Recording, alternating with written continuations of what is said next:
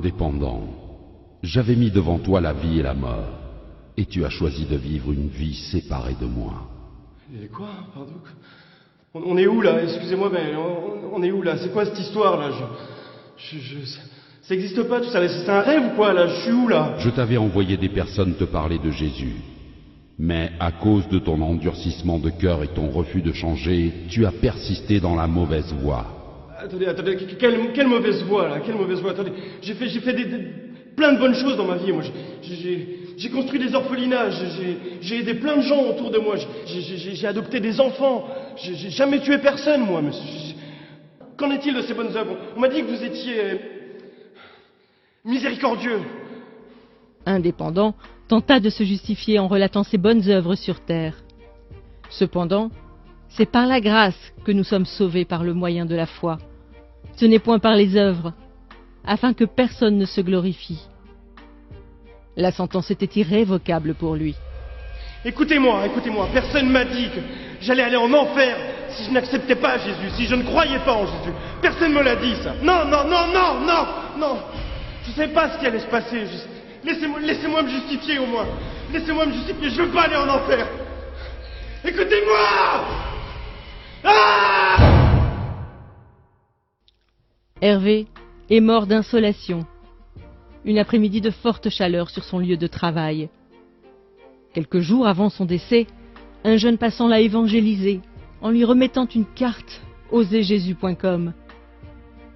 Il ne réalisait pas, mais le fait d'avoir cru au Seigneur Jésus dans son cœur et de l'avoir confessé de sa bouche lui vaudra de passer le reste de sa vie dans le paradis de Dieu. On l'appellera Dernière Minute. C'est donc le regard dubitatif que Dernière Minute se présenta devant le trône. Dernière minute. Je t'avais appelé à faire de grandes choses durant ta mission terrestre. Mais je connais rien à tout ça, moi. J'ai croisé ce jeune dans la rue, il y a quelques semaines, qui m'a parlé de Jésus, qui m'a dit que Jésus est mort par amour pour moi, de mon identité en Christ. Et naturellement, j'ai cru à cette parole. Aujourd'hui, je suis là, mais je vous assure que si on m'avait dit ça plus tôt, j'aurais gagné énormément de temps dans ma vie. J'aurais accompli les plans qui étaient prévus pour moi. Pourquoi tous ceux qui croient en toi ne témoignent pas de leur foi? Pourquoi? En effet, quiconque invoquera le nom du Seigneur sera sauvé. Dernière Minute a fait le bon choix, peu de temps avant sa mort. En répondant à cet appel au cours de sa vie, son âme sera dans le repos pour l'éternité. Mais chacun recevra sa propre récompense, selon son propre travail. Voilà pourquoi les portes du paradis lui seront ouvertes, mais aucune récompense ne lui sera accordée. Éléonore est morte sur un lit d'hôpital lors d'une opération. Durant sa vie, elle a accepté Jésus et elle était zélée pour le Seigneur. Elle avait un titre important au sein de l'Église. Elle prêchait la parole constamment. Cependant, elle avait une relation adultère cachée avec un jeune frère de son Église. Elle a cru que le fait d'être utilisée par Dieu lui permettrait d'obtenir son passeport pour l'éternité. On l'appellera Double Vie. Double vie.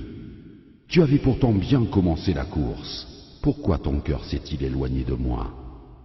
Mais Père, comment ça mon cœur s'est éloigné de toi? J'ai eu la foi en Jésus, j'ai cru en toi, j'ai engendré des jeunes filles dans la foi, j'ai fait mon ministère, Père. J'ai prié pour des malades, ils ont été guéris par ton nom, Seigneur. La parole de Dieu nous avertit qu'au jour du jugement, plusieurs personnes diront « Seigneur, Seigneur, n'avons-nous pas fait beaucoup de miracles par ton nom ?» Alors Dieu leur dira ouvertement « Je ne vous ai jamais connu. Retirez-vous de moi, vous qui commettez l'iniquité. » Le châtiment de double vie sera plus dur que celui d'indépendant, selon ce que Jacques avait annoncé, qu'il n'y ait pas parmi vous un grand nombre de personnes qui se mettent à enseigner, car ceux-là seront jugés plus sévèrement. Mais Père, je suis ta fille. Pardon, mon Père. Non, s'il te plaît, papa. Brigitte a été emportée par la mort dans son sommeil au crépuscule de ses vieux jours. Pendant toute sa vie, elle s'est efforcée à être trouvée bon et fidèle serviteur avant d'affronter ce moment ô combien décisif. Malgré les épreuves et les déceptions qu'elle a vécues, elle a gardé son cœur de l'amertume et a persévéré dans l'action de grâce en toutes circonstances. Sans avoir de titre dans son église, elle témoignait régulièrement de Christ et prenait soin des âmes. Le juste juge la qualifiera de « cœur fidèle ». Cœur fidèle, Oui, Père, avance mon enfant. j'ai attendu ce moment toute ma vie. Ai-je manifesté les fruits que tu attendais? Ai-je été trouvé bon et fidèle? Si ce n'est pas le cas, je te demande sincèrement pardon. Selon qu'il est écrit, vous obtiendrez le salut de vos âmes au prix de votre foi. Cœur fidèle rejoindra le Père.